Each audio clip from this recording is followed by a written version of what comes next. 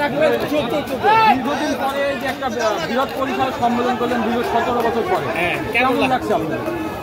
ভালো। এই দিনটা অপেক্ষা আমরা 30 বছর জনগণের দল, জনগণের দল করতে হবে। কমিটির মাধ্যমে রাজনীতি চলবে না, জনগণের দল চলবে।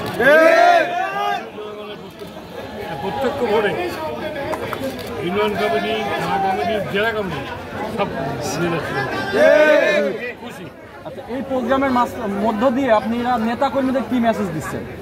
মেসেজ দলের জন্য কাজ করতে হবে, দেশের জন্য কাজ করতে হবে। ঠিক ঠিক।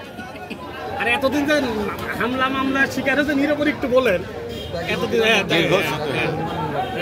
হিসাব নেতা করে আছে বলেছি 17 বছর যারা রাজপথে ছিল, যারা হামলা মামলা, আমার নামে মামলা এখনো চাচ্ছিল না, আমরা মামলা আমরা খেয়েছি। আমরা তো এই দল পুনর্গঠন করার জন্য আজকে এই দিনটার জন্য আমরাই তো আমার সঙ্গে আমাদের এলাকা আমরা কাজ করেছি। আজকে তার ফল প্রকাশ হলো, সাধারণ মানুষ চায়, হয়তো অনেকে নতুন নতুন লোক দলে আসবে, এই বৃহৎ দল প্রত্যেকটা মুক্তি হবেই। এটা কিন্তু আপনাদের ভিতরে যে ত্যাগী নেতা কর্মীদেরকে নিয়েই দল পুনর্গঠন হবে।